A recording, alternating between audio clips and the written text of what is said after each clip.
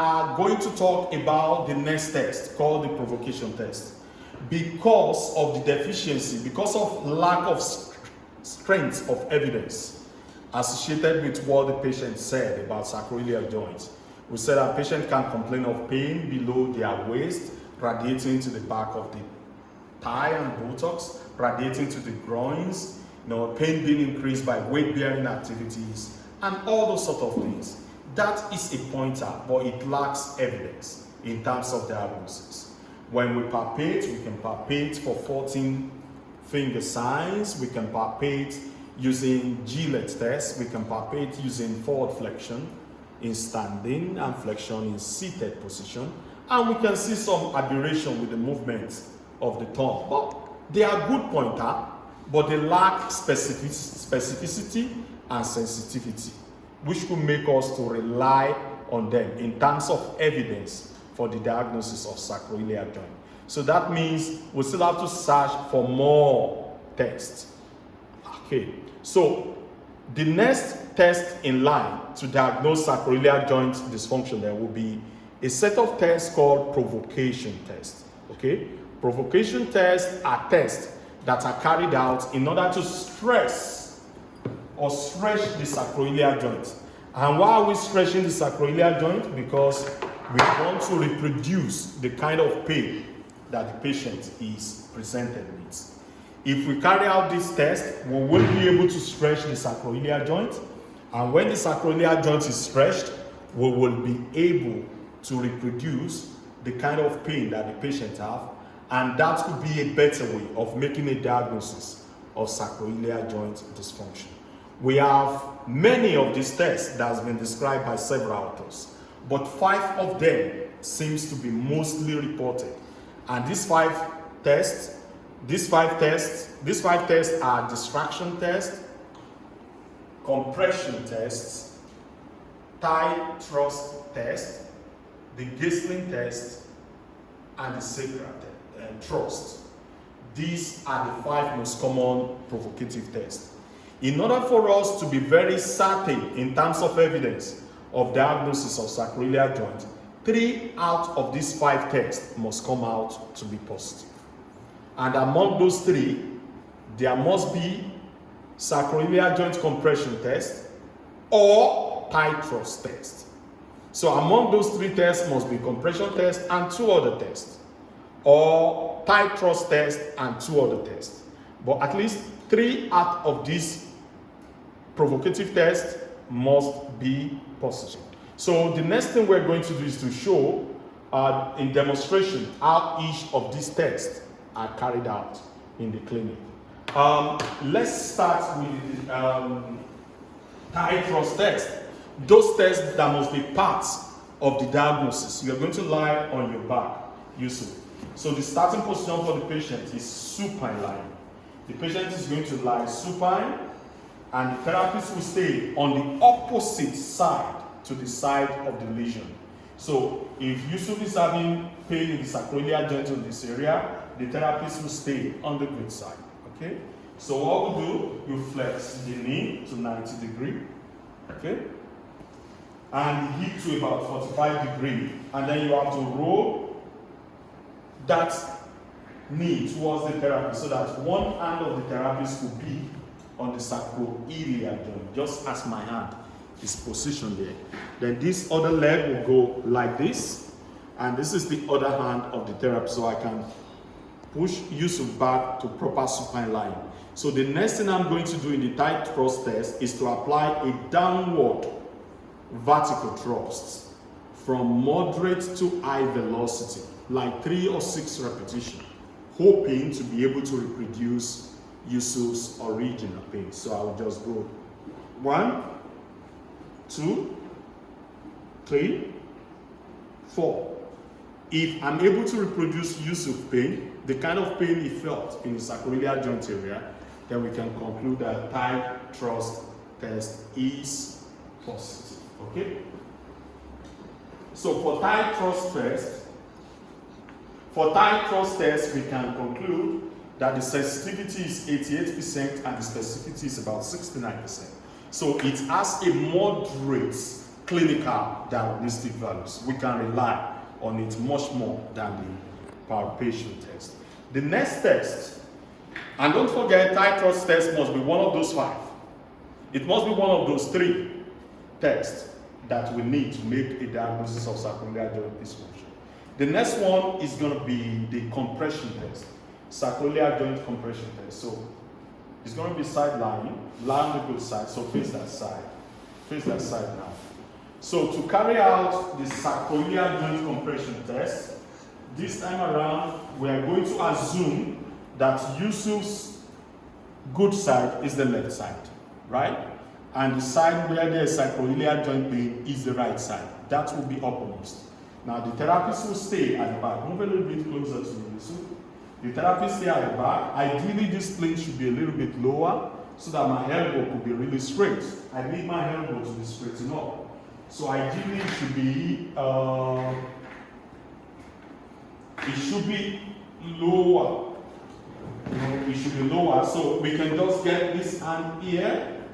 And this thumb reinforce on this one, and then we go like vertically downward pressure 3 to 6 times with moderate to high velocity, hoping to reproduce use of pain. And we can go. And if we are able to reproduce use of pain, we can conclude that SIJ compression test is positive. For SIJ compression test, it has a specificity of about 69% and sensitivity of 69%. So it has between weak and moderate clinical diagnostic values. Okay? Now, we can go on and show the third test, which is the distraction test. In the distraction test, you should lie down on your back. The starting position for the distraction test is supine. There are 2 ways the therapist can actually position himself. You can position yourself on the side of the pain, or you can position yourself on the opposite side of the pain. If I choose to position myself on the side of the pain, then there's no need for me to cross my hand. So the space between the thenar and the hypothenar will be on the anterior superior spine, and this one will be on the anterior superior spine here. Keep your elbow straight as much as possible, and then you delivered a downward thrust from moderate to high velocity, 3 to 6 of it, hoping to reproduce the patient pain. So we can go 1, and then if we're able to reproduce the patient pain, distraction test is positive. If I choose to stay on the side opposite to where the pain is, let's assume that Yusuf pain is here and I'm staying here. So what I'm going to do is to cross my hand over, keep my elbow straight, and still deliver downward thrust of moderate to high velocity 3 to 6 times. And if we're able to reproduce Yusuf's type of pain, then it means distraction test is positive. It has a sensitivity of about 60% and specificity of about 81%. So this is also a good test. It has a moderate clinical diagnostic values. Okay, we're going on to the next test now, which is the Sacral thrust test. For this test, Yusuf, you need to lie on your face. You need to be in prone lying. All right? So Yusuf will be in prone lying, and the therapist places his hand on the lumbosacral region, very close to the sacroiliac joint where the patient is complaining of pain. Again, there's need to lower the plane so that the elbow of the therapist is straight. And the other hand is used to reinforce the first hand. Keep your elbow straight as much as possible, and then you delivered a vertically downward force from moderate to high velocity, 3 to 6 of it. And if you are able to reproduce patient pain, it means sacral thrust test is positive. Sacral thrust has a sensitivity of 63% and specificity of 75%. So it's also a good test with moderate clinical diagnostic values. And the next one we are going to describe is the Gastline Test. Now, Gastline Test can be done in 2 different positions, right? Let's show the first position and then we show the second. Gastline test can be done with the patient in supine. Come a little bit closer here. Now move a little bit to the center of the case. So, if the patient is having pain on the right side, the patient stays on the patient can stay at the bottom of the plate or can stay anywhere. It doesn't really matter this time around. But if the pain is on the right and it's on the left hand side, then this is where the pain is, in this sacroiliac joint area. Then the patient will be instructed to flex the knee on the good side, hug that knee and bring it closer to his chest while keeping this one straight. So what the therapist will do is to push the knee on the good side further closer to the patient's abdomen, while at the same time using the opposite hand to produce a counter force on the affected side this way. This maneuver will reproduce the pain on the sacroiliac joint on this side. So the side that is having pain, that is where the leg will be stretched out. The unaffected leg is where the knee will be bent and pushed closer to the knee. So the therapist push this knee a little bit further and use the opposite hand to apply a counter force on the side, on the thigh, on the side of the sacroiliac joint dysfunction. If the patient pain is reproduced, then this test is positive. This particular test is the weakest of all the pain provocative tests, because the sensitivity is just a little above 50. It has a sensitivity of about 53% and specificity of about 71%. So it has a very weak clinical diagnostic values. These are the pain provocative tests. They are better than the palpation test. You remember what we said about the palpation test? They have a questionable diagnostic values. But for the provocation test, they either have a moderate diagnostic values or weak diagnostic values. So what do we do? Because moderate or weak is still not very good, is it? What is good is a strong evidence, isn't it? Strong strength of evidence. So what normally obtained is that you don't rely on any one of these tests. You have to get at least 3 of the tests must be positive. And out of these 3, thigh thrust or SIJ compression must be one of them.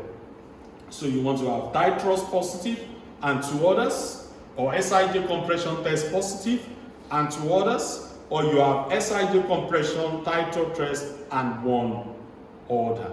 Then we will be reasonably sure at this point that the patient is having sacroiliac joint dysfunction. Don't forget, our discussion is on evidence-based mechanical diagnosis of SIJ joint. Now, because of the complexity that is associated with diagnosing SIJ dysfunction, International Association Society for the Study of Pain came up with a recommendation. And their recommendation is that for us to be able to diagnose and be certain that patient is having sacroiliac joint dysfunction, we need to look for 4 things. What are these 4 things? Number 1, the patient must complain of pain below L5, like we have said before. The finger 14 test must be positive, as we have described. Don't worry about the palpation test. The next points based on their recommendation are this provocation test. 3 out of 5 of this provocation test must be what? Must be positive. And the last one of their recommendation is to say that once you have an area of pain, once you have provocation test being positive, you have positive 14 finger test, then you have to do the gold standard of diagnosis. And what is the gold standard? It is sacroiliac joint injection. All right? The last of the tests to confirm the diagnosis and seal it is to do injection into the sacroiliac spine. But their recommendation is that injection should not be carried out until you have a positive finger 14 test, until you have positive provocative tests. 3 of them. It's only when you have these 2 tests that you should move close to the patient with needle and injection, so that we don't just keep shooking and injecting the patient for no reason at all. And what is used in injection is similar to the same chemical compound they use to block pain when we have teeth and they are about to remove our teeth. That is lidocaine, isn't it? That is what is used in the injection. So the injection will normally be carried out under X-ray guidance or image magnifier guidance, so that the needle is directed straight to the sulcus of the sacroiliac joint, and then the lidocaine is delivered within that area. So the injection must be carried out under the direction of X-ray or image magnifier. All right? How do we know the injection is diagnostic? You allow the patient to rest for about 20 to 30 minutes, and after that, the patient must report at least 50 to 75% reduction in their pain. When they report 50 to 75% reduction in their pain, so we can know truly this patient is having sacroiliac joint dysfunction. So can we put it together at this point? To put it together at this point, we can say that to make evidence-based diagnosis of sacroiliac joint dysfunction based on International Association Society for the Study of Pain, we need to get information from subjective assessments in terms of the nature of the pain. We need to get 3 provocative tests. When those ones are positive, then we can move ahead and carry out sacroiliac joint injection diagnosis.